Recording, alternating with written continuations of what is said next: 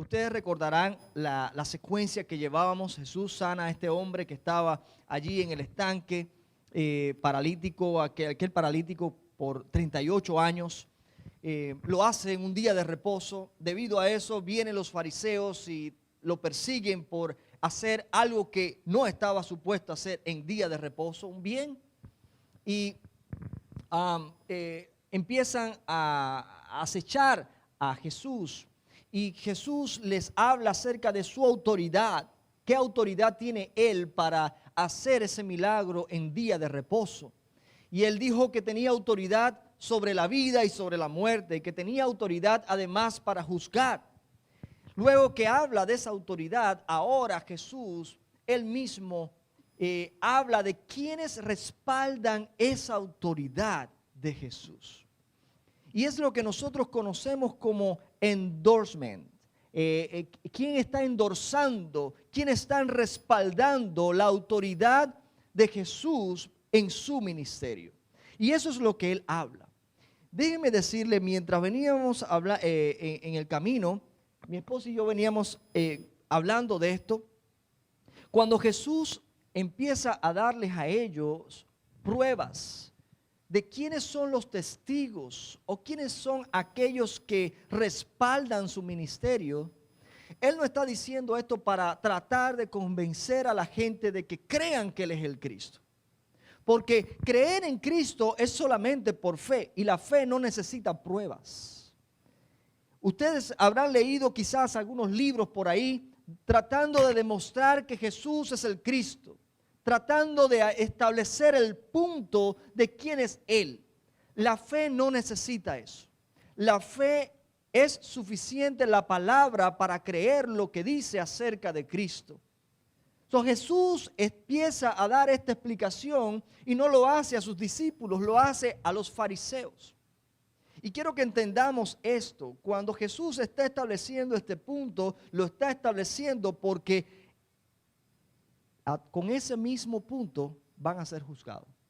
Lo mismo que sirve para convencerte de quién es Cristo, va a servir como prueba el día del juicio para decirles allí en el día del juicio, te demostré que por medio de este respalda mi ministerio, pero ustedes no creyeron.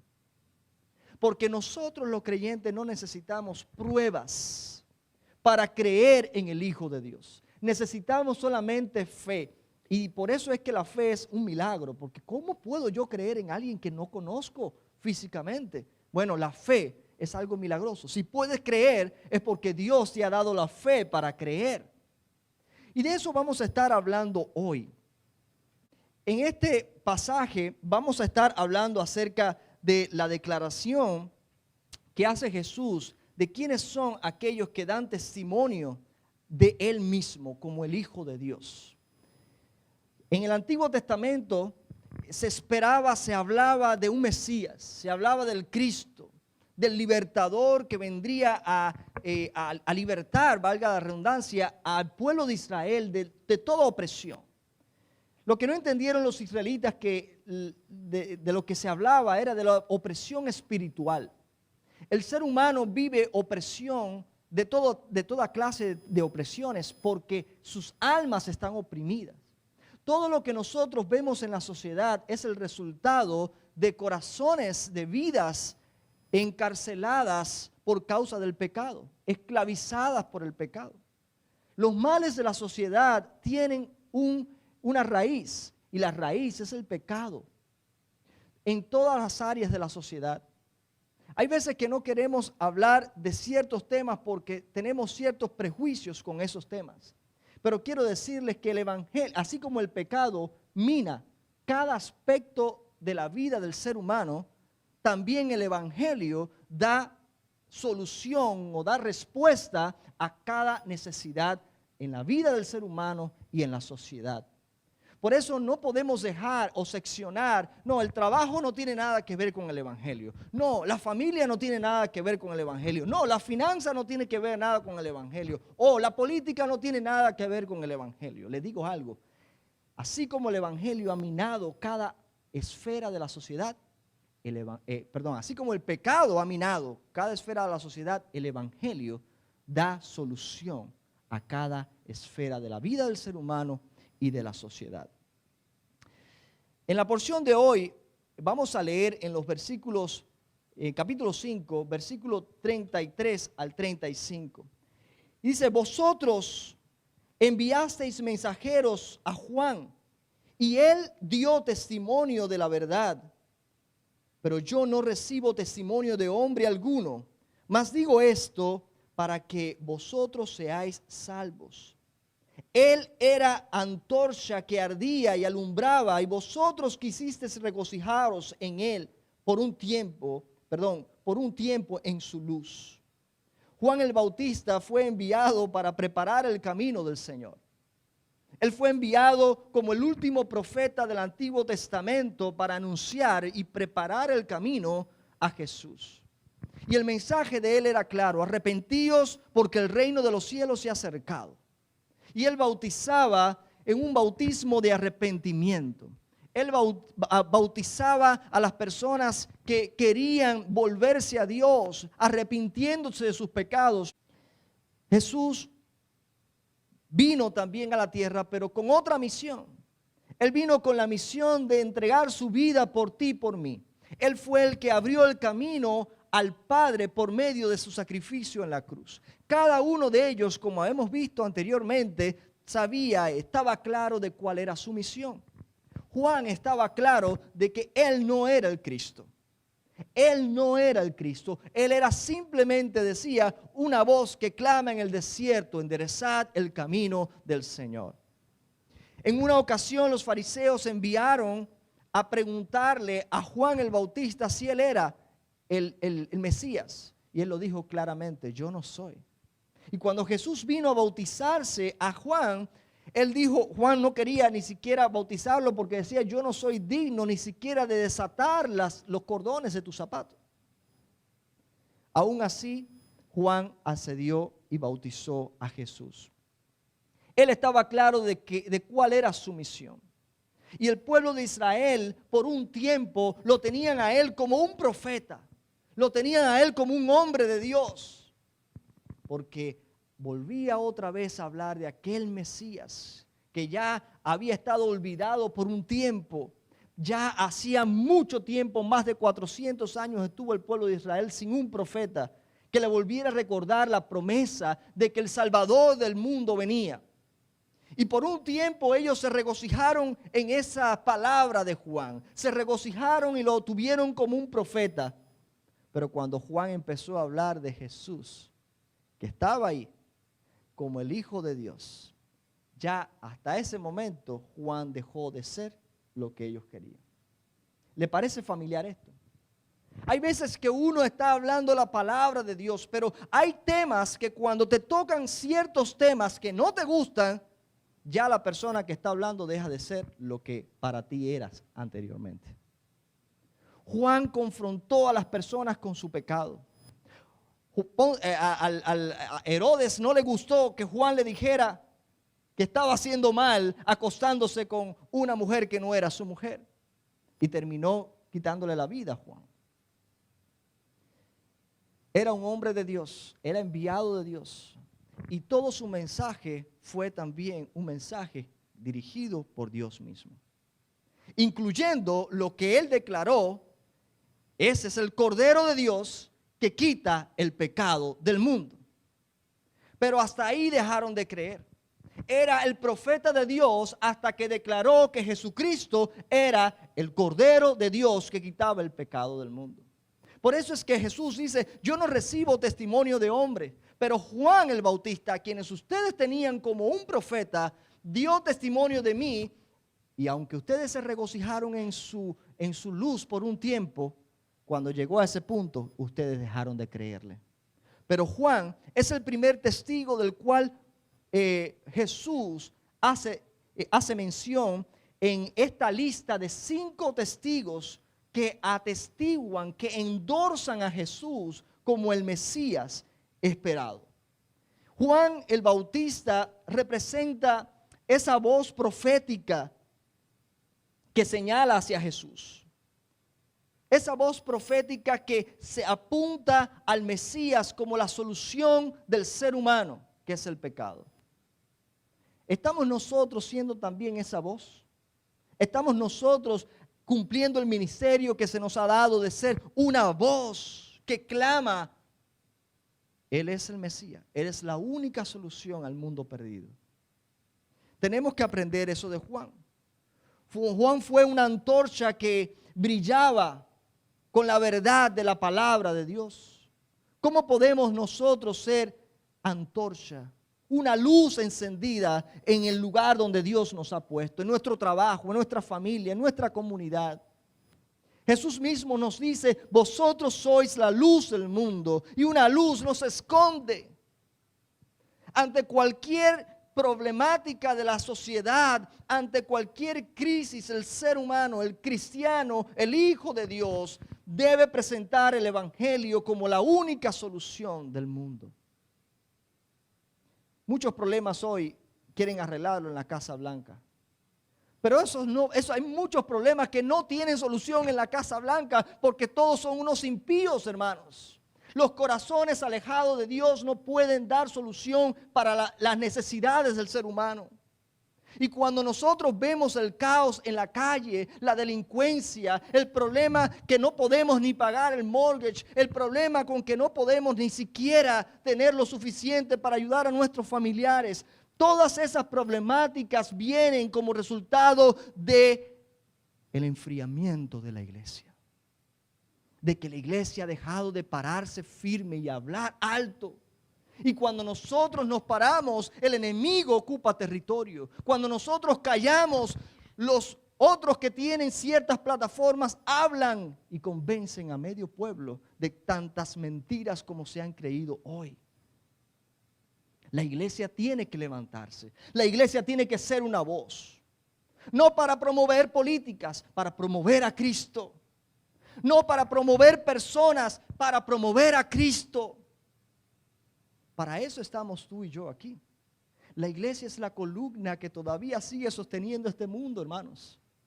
La razón por la cual el Señor no ha venido aún es porque la iglesia está aquí y todavía hay personas que han de ser salvas por medio del mensaje que nosotros estamos supuestos a predicar. Juan el Bautista, ese es el primer testigo que Jesús menciona aquí en esta porción bíblica.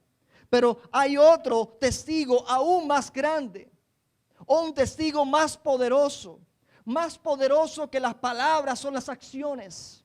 Es por eso que en el versículo 36 dice Jesús, mas yo tengo mayor testimonio que el de Juan, porque las obras que el Padre me dio para que cumpliese, las mismas obras que yo hago dan testimonio de mí, que el Padre me ha enviado.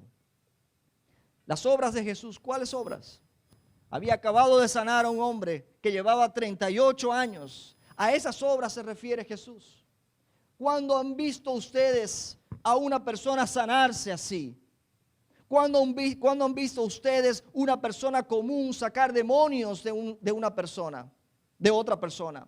¿Cuándo han visto ustedes a un hombre que es capaz de resucitar a un hombre que llevaba 4 días en una tumba ya muerto?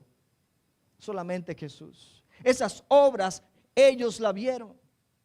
Y esas obras hablan más alto que cualquier palabra.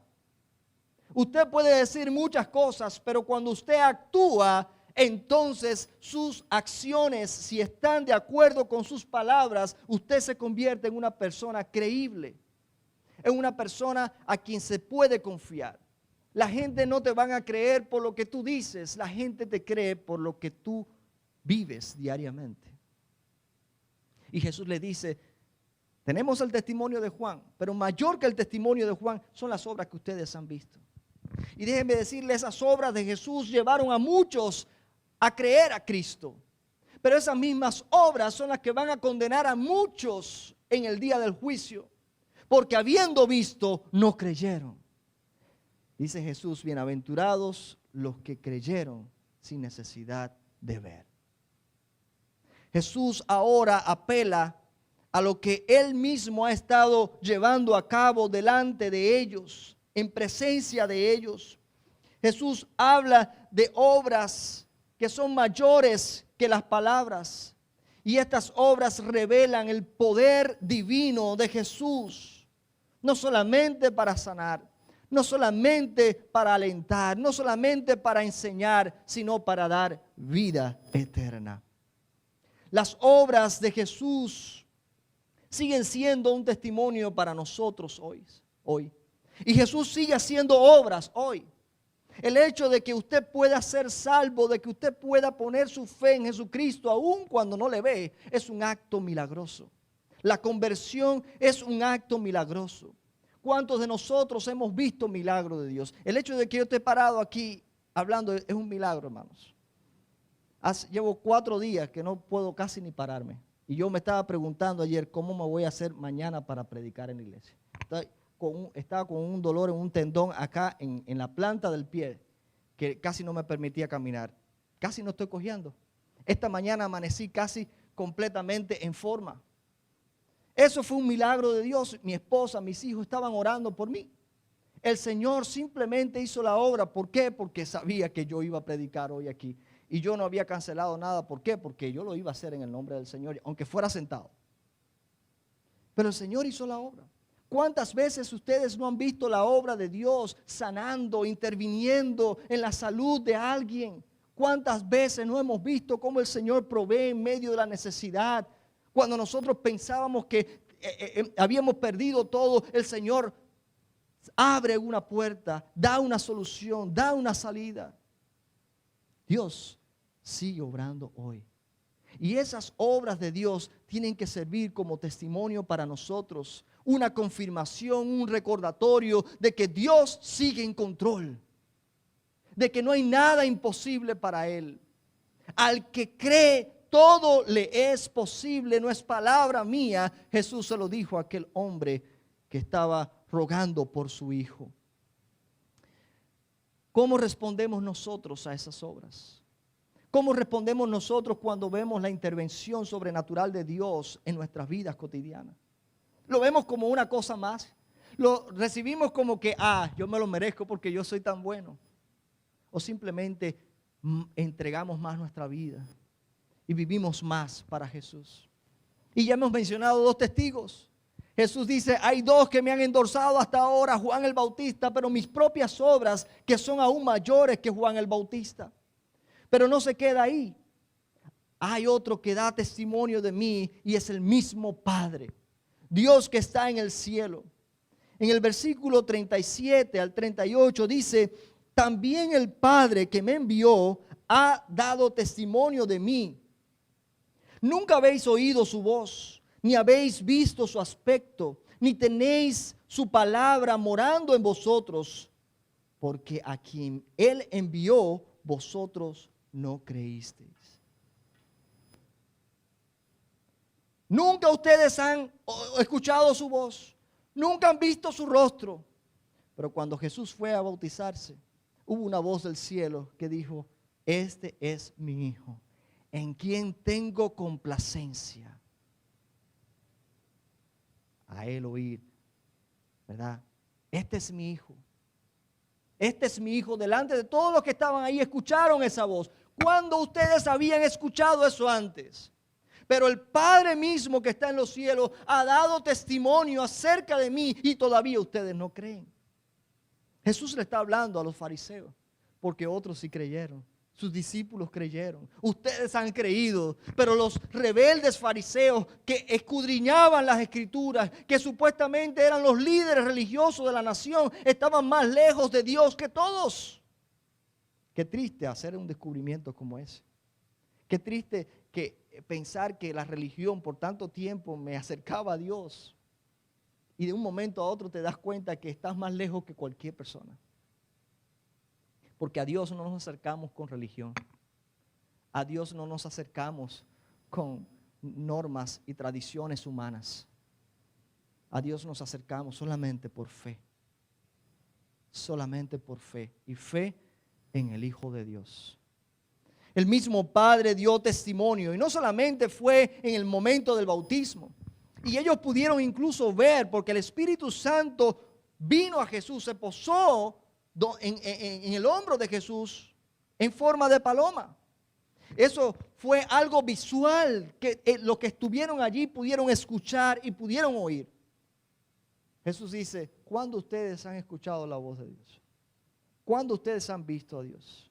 ¿Cuándo ustedes han tenido la palabra de Dios en sus corazones? Pues ocurrió y ustedes todavía no creen. No creen todavía. Jesús les dice a los líderes religiosos que aunque se jactan de conocer las Escrituras, no han entendido el testimonio del Padre porque no han creído a aquel al cual Él ha enviado.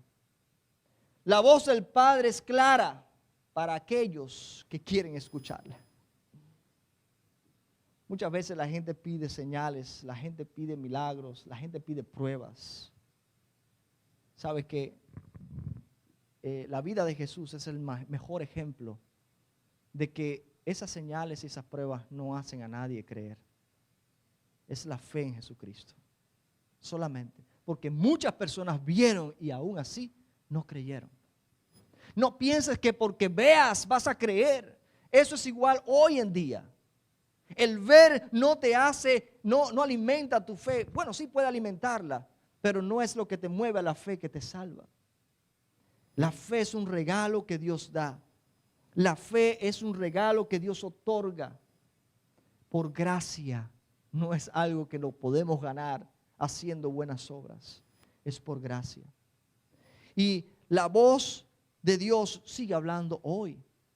Y sigue hablando hoy a nuestros corazones. Quizá no escuchamos la voz de Dios de una manera audible físicamente, pero Dios sigue hablando a nuestras vidas.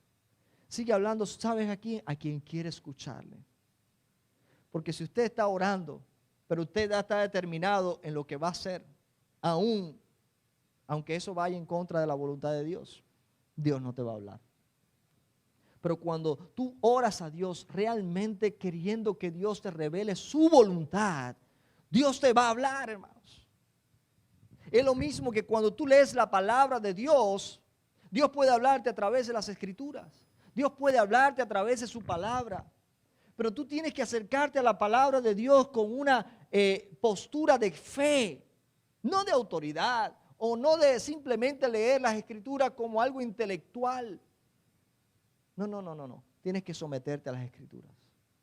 Tienes que someterte y creerlas. Porque si no crees, entonces ¿qué estamos haciendo? Yo oro, ay Dios, ayúdame, muéstrame el camino. Dios te muestra el camino, pero tú tomaste el otro porque te pareció que el otro es el mejor. Las estadísticas dicen, la sabiduría humana dice, nuestros instintos dicen, bueno, ¿por qué mejor no creer lo que dice Dios? Él da garantía en lo que Él dice. Solamente tenemos que creer. Dios sigue hablando en nuestros días y debemos reflexionar en eso. ¿Cuánto estamos nosotros dispuestos a oír y obedecer la palabra de Dios, la voz de Dios cuando nos habla? Reflexionemos, hermanos, sobre si nuestras creencias están verdaderamente alineadas con la revelación divina de Dios. Así que hemos visto el testimonio de Juan el Bautista acerca de Jesús como el Cristo. Hemos visto el testimonio de las obras de Jesús que dan fe de que Él no es cualquier hombre, sino el Hijo de Dios, Dios mismo hecho carne. El Padre mismo desde el cielo dijo, este es mi Hijo y en Él tengo complacencia. Pero por si acaso eso no es suficiente, les voy a dar otros dos más. Las mismas Escrituras dan testimonio de mí. Esas Escrituras que ustedes leen constantemente, le dice Jesús a los fariseos. Esas Escrituras que ustedes leen dan testimonio de mí.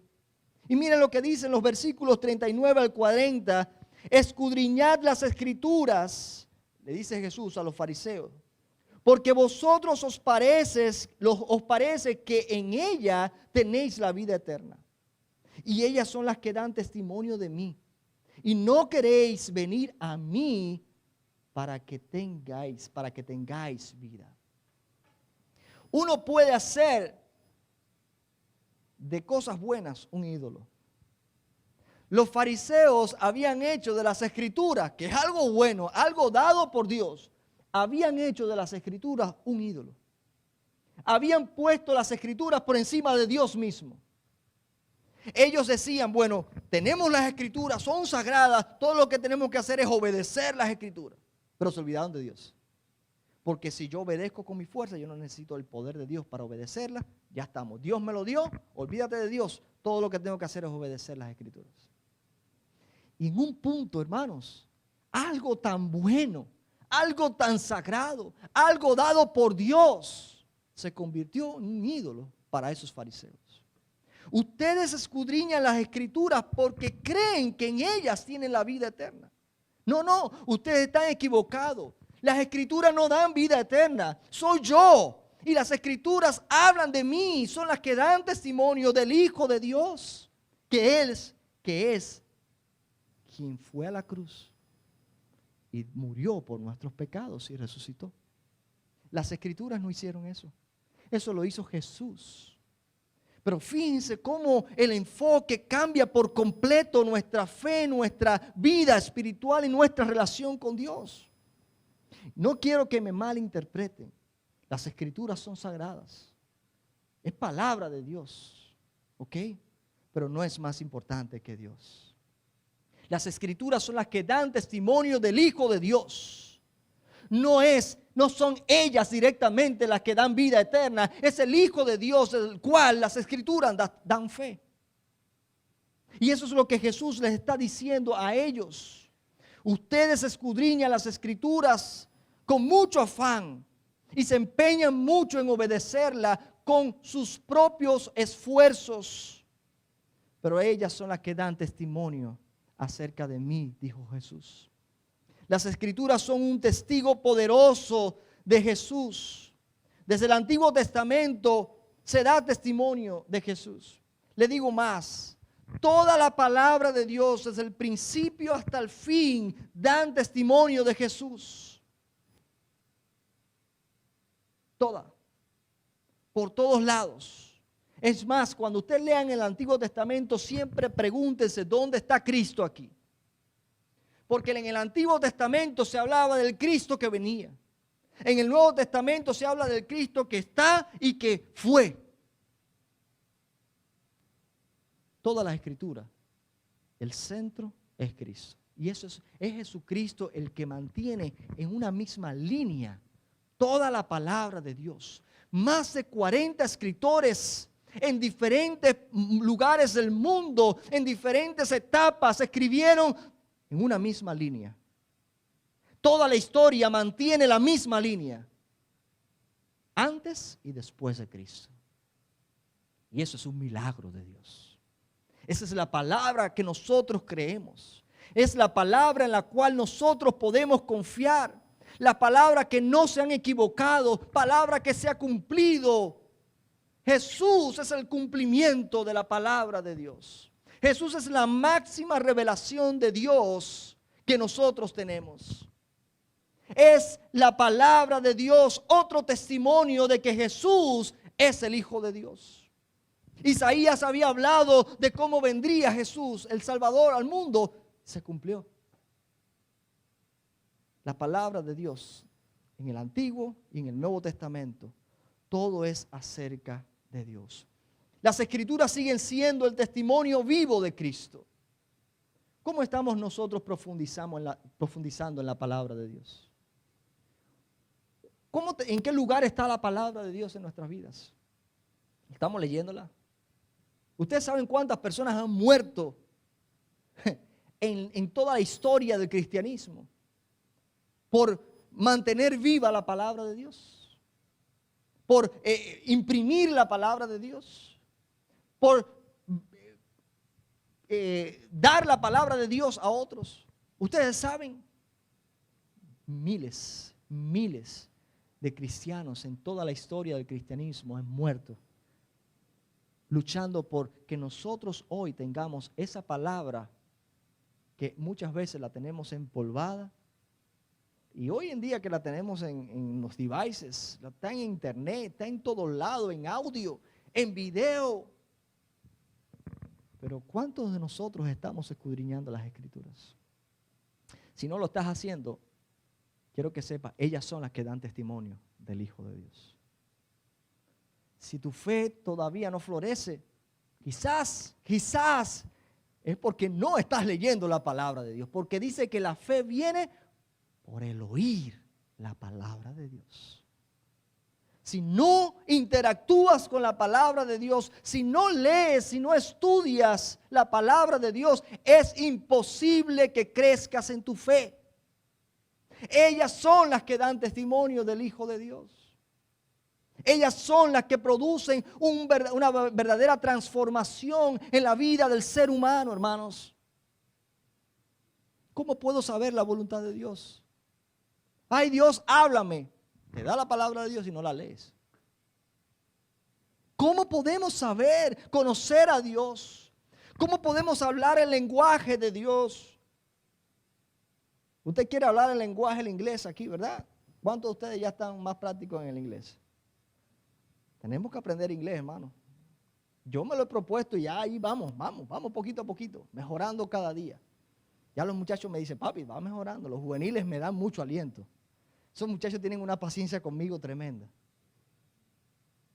Así que para mí es una escuela también. Pero si quiero aprender otro lenguaje, tengo que practicar. Si quiero aprender otro lenguaje, tengo que ponerle a eso empeño. Y eso, ¿sabe que cuando yo tengo que hablar por mucho tiempo en inglés, a veces en las reuniones y todo, me da un dolor aquí, hermano? Y me da un dolor de cabeza porque es tener que estar en tu mente constantemente traduciéndolo. Pero ¿sabes qué? Llega un momento cuando eso ya es parte de ti. Ya fluye solo. Así sucede en la vida espiritual. Cuando te lees la Biblia una y otra vez, aprendes, conoces el lenguaje de Dios. Cuando Dios te hable, de cualquier forma que sea, un pensamiento que vino a tu mente, alguien, un amigo, un familiar, te habló, tú dijiste, eso viene de Dios. ¿Por qué? Porque estás familiarizado con el lenguaje de Dios. Tenemos que aprender el lenguaje espiritual. Y leyendo la Biblia es la mejor manera. Así que, hermanos, Juan el Bautista, el primer testimonio, testigo. ¿Cuál es el segundo? Las obras de Jesús, testimonio aún mayor que el de Juan el Bautista. ¿Cuál es el tercero? El Padre ha dado testimonio. Este es mi Hijo amado, en él tengo complacencia. ¿Cuál es el cuarto? Las Escrituras son las que dan testimonio del Hijo de Dios. Pero parece que no era suficiente. ¿Tú sabes quién era la persona del Antiguo Testamento que más autoridad tenía para los fariseos? ¿Quién era? Moisés. Y Jesús no lo deja fuera. En el versículo 45 dice, no penséis que yo voy a acusaros delante del Padre. Hay quien os acusa. ¿Se dan cuenta por qué yo estoy diciendo que esto que Jesús, esta disertación de Jesús es para acusarlos a ellos delante del Padre? No es para convencerlos, porque los que van de creer no necesitan que les convenzan con una disertación. Jesús está diciendo todo esto para condenarlo delante del Padre. Estos son los argumentos que Jesús va a usar el día del juicio para juzgar a aquellos que rechazan al Hijo de Dios. ¿Sabe quién le va a acusar a ustedes? Moisés, en quien tenéis vuestra esperanza. Fíjense, habían hecho de Moisés un hombre de Dios, un ídolo. Tenían su esperanza puesta en Moisés. ¿Quién fue Moisés? Moisés fue quien le dio la ley. Y ellos vivían por la ley. Va a ser él quien los va a juzgar. Porque si creyeseis a Moisés, me creeríais a mí, porque de mí escribió él. Pero si no creéis a sus escritos, ¿cómo creeréis mis palabras? ¡Wow! Increíble. La persona que tenía máxima autoridad para ellos había hablado de Jesús y ellos no se habían enterado. ¿Cómo? ¿Dónde habló de Jesús? En ningún lugar escuchamos que se dijera el nombre de Cristo ni de Jesús. Miren, les voy a dar 5 maneras de cómo Moisés y la historia alrededor de Moisés dieron testimonio acerca de Cristo. En primer lugar, en Deuteronomio capítulo 18, versículo 15, dice Moisés: profeta de en medio de ti, le habla el pueblo de Israel, profeta de en medio de ti, de tus hermanos como yo, te levantará Jehová tu Dios, a él oirás. ¿De qué profeta está hablando? ¿De Juan el Bautista? Estaba refiriéndose a Jesús. ¿Y cómo lo sabemos? Pues porque en Hebreos capítulo 3, versículos 22 al 23 y en Hechos capítulo 7, versículo 37, es usado esta cita para demostrar que Moisés había hablado de Jesús. ¿No es suficiente? El sistema de sacrificios de la ley establecida, dada por Dios a Moisés y que Moisés estableció al pueblo. Ese ritual, esos sacrificios, ¿a quiénes señalaban? A Jesús. Eso no era la solución, eso era algo temporal, eso era la sombra. Jesús es el verdadero. Dios instituyó a través de Moisés el sistema de sacrificios, por medio del cual había que sacrificar un animal y su sangre tenía que correr para remisión de pecado. Pero cuando volvían a pecar, tenían que agarrar a otro animal y volverlo a sacrificar para ofrecer sacrificio para remisión de pecado. Pero cuando volvían a pecar, tenían que hacer lo mismo una y otra vez. En Hebreo dice que Jesús es el sacrificio definitivo. Ya no se necesita otro cordero. Él es el Cordero de Dios que quita el pecado del mundo. Él es la solución permanente. Aquello era una solución temporal. Jesús es la solución permanente. Así que Moisés, por medio del sacrificio, estaba señalando a Jesús. Eso lo pueden ver en el libro de Levítico, todas las leyes que se hablaba acerca de los sacrificios. El cordero pascual, cuando el Éxodo, ¿verdad? Sacrificaron un cordero. Y no quiero detenerme mucho en eso, pero todo ello señalaba a Jesús. Otra historia narrada en Números, capítulo 21, versículo 28, versículo del 8 al 9. Y eso lo habíamos hablado en un sermón anterior. Cuando el pueblo de Israel se rebela contra Dios, Dios envía serpientes venenosas y empiezan a matar a medio pueblo. Y el pueblo le dice a Moisés: clama a Dios por una solución. ¿Cuál fue la respuesta de Dios? Constrúyete una serpiente de bronce y ponla un asta. Y cuando alguien sea mordido por una serpiente venenosa, si mira a esa serpiente de bronce, no morirá, se sanará. Esa mirada representa ¿qué cosa? Esa serpiente representa ¿qué cosa? En el Nuevo Testamento otra vez se hace mención, y lo hablamos el otro día, de esa serpiente que señala a Cristo. No entiendan mal, la serpiente no representa algo bueno, pero en ese caso era un animal, simple animal. Y Jesús viene siendo aquel que fue levantado, a quien si nosotros miramos, vamos a ser salvos. Esa es otra manera en que en el Antiguo Testamento se da testimonio. Pero si no es suficiente, ustedes recordarán que para alimentar al pueblo de Israel en el desierto, ¿cómo lo hizo Dios? Por medio del maná. Y Jesús, lo vamos a ver en el próximo capítulo de Juan, dice: yo soy el pan de Dios que descendió del cielo. Ese maná representaba a Jesús, señalaba a Jesús. Es el alimento, el sustento de Dios para su pueblo. ¿Les parece todavía poco el tabernáculo y los sacerdotes. Jesús después dice, yo soy el templo de Dios, en mí habita la presencia de Dios. Increíblemente en Jesús se cumple todos los ministerios. Él es rey, Él es sacerdote, pero además es el sacrificio. Es el rey, es profeta, es sacerdote, pero además Él mismo es el sacrificio.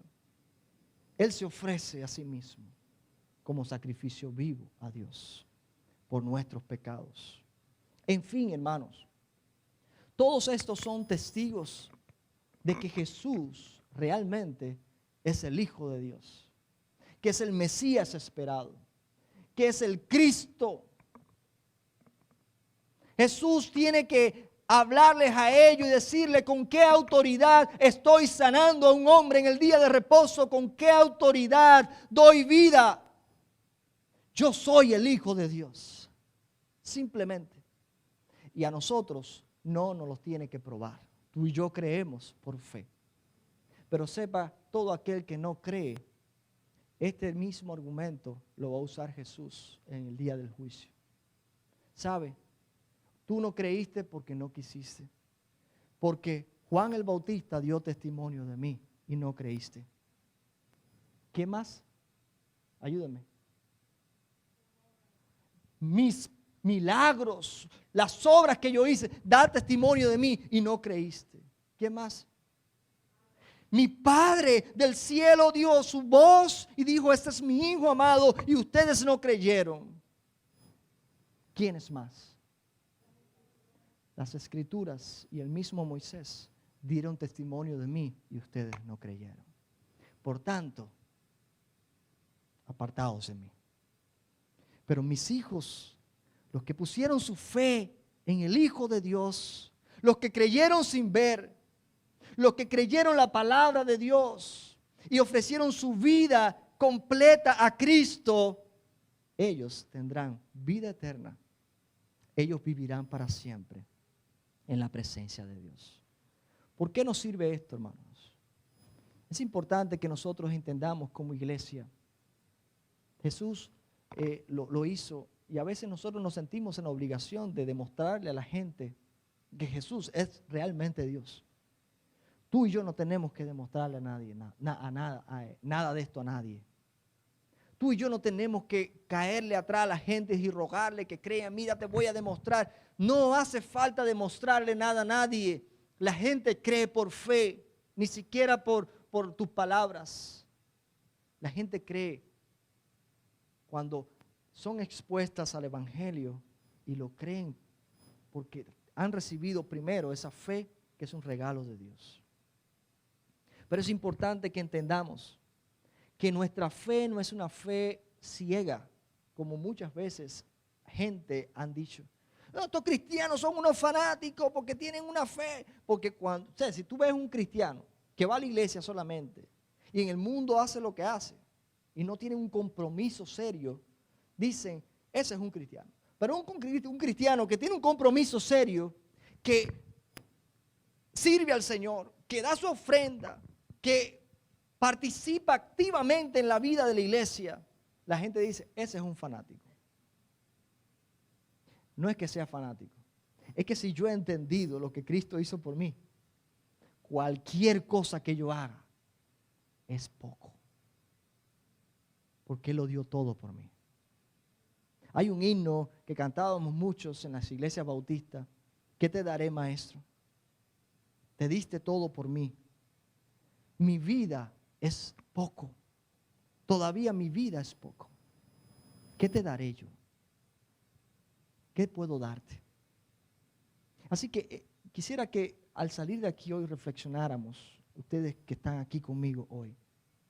Jesús dio toda esta disertación, Él mismo demostró con qué autoridad estaba haciendo lo que hacía.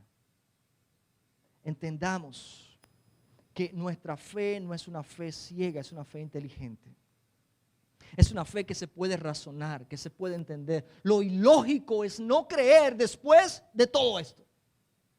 Eso es lo ilógico. Eso es lo absurdo. Que no creamos aún después de todo lo que Jesús ha dicho, ha enseñado y las Escrituras nos han demostrado. Que el Señor nos ayude para que nuestra fe cada día se afiance más, se haga raíces en la palabra del Señor. Y que jamás, hermanos, nosotros nos deslicemos de esa verdad que es Cristo.